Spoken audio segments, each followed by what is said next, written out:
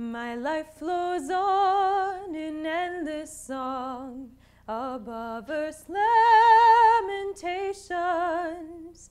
I hear the real, though far off hymn that hails a new creation.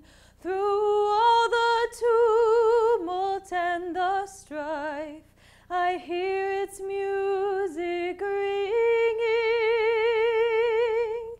It sounds an echo in my soul. How can I keep from singing? I learned that song my freshman year of high school, and I've never forgotten it. I've always found music to be the easiest way for me to connect with the world. So as you can imagine, I was a fabulous member of my high school choirs, but in other less musical pursuits, I struggled. My junior year of high school, I had my second bilateral knee surgery and was homeschooled for a few months. Being immobile at home was the least of my worries. The more challenging aspect was staying motivated and keeping up with my studies. I certainly scraped by in this time of my life, but I wouldn't say I was successful. My GPA dropped, I didn't have many friends, and I was so frustrated with myself that it was easier to stop trying. If you search on Google for the definition of failure, you'll find that it's defined as a lack of success. I would venture to say that failure could also be defined as an unwillingness to try again. Currently, I'm in a student teaching internship where I work full-time in a classroom with a teacher and her students. I'm finding that what I love most about being a music educator is that every day, every one of my classes feels like going to a Please Touch museum. If I could, I would call music class, please create, please make noise, please experiment, please move, please have fun, please listen to instructions so I don't have to repeat myself. Not that my classroom is completely chaotic. It's organized chaos. It's full of opportunities for students to work together to create something, to have it fall apart, to put it back together. And isn't that really what learning is? One day in class, I was playing a game with my students, and one of the students messed up and lost a point for her team. Immediately, the other students pointed out her mistake, and she got upset and started crying, and in my head, I'm thinking, someone help, it's my second day.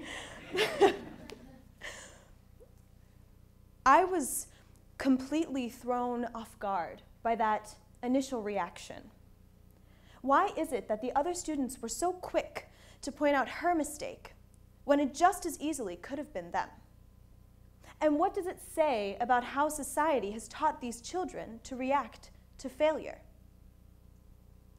In 2003, a study was published on self-efficacy, goal orientation, and fear of failure as predictors of school engagement in students.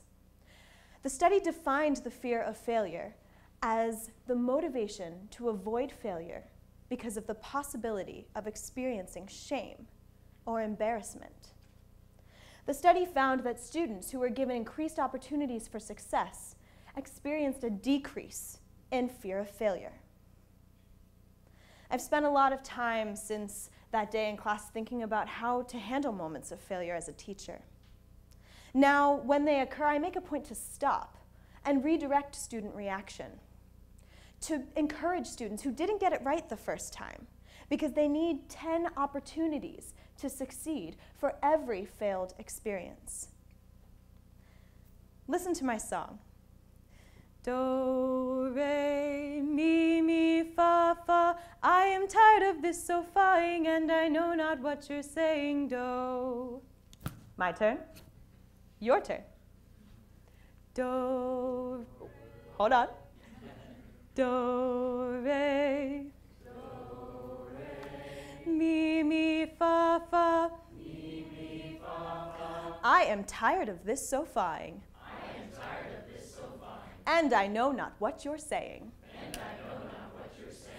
I am tired of this so-faing. I am tired of this so-faing. And I know not what you're saying. And I know not what you're saying. I am tired of this sofaing, and I know not what you're saying. I am tired of this sofaing, and I know not what you're saying. Do, re, mi, fa, fa. I am tired of this sofaing, and I know not what you're saying. Do, re, mi, fa, fa.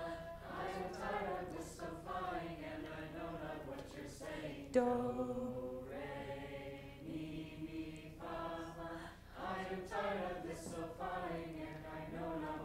just you guys. Do, re, mi. Just you guys. Do, re, mi, fa. Do, re. Do, do, do.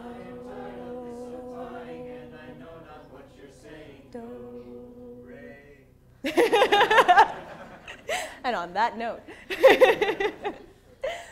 you didn't think I was going to let you get away without singing something, did you? This song is called a canon, and outside of actively engaging students, it gives them opportunities to work together, to sometimes be successful, to fail together, and to try again. Sadly, the real world isn't always like that. And there will be times in my students' lives where they did all of the research and all of the preparation, and all of the signs pointed towards success. But instead of succeeding, they'll fail. And that's hard, that's debilitating if you've never had the opportunity to learn how to try again. This is what I will give my students. I have a responsibility as a teacher to inspire them to strive for greatness in my classroom. And I have a responsibility to inspire my students to strive for greatness in all of their classrooms, in their lives, and in their communities. My students will leave my classroom not only with the information necessary to be successful musicians, but also with skills that will help them cope with the realities of life. You all may or may not be educators, but you are valued members of a community. And I'm sure at some point your life was colored by failure. So the next time you experience failure, whether it's your own or the failures of someone around you, don't let it be just a lack of success. Picking yourself up after you've failed is the hardest thing you'll ever do. But the only thing worse than failing once is giving up forever. Thank you.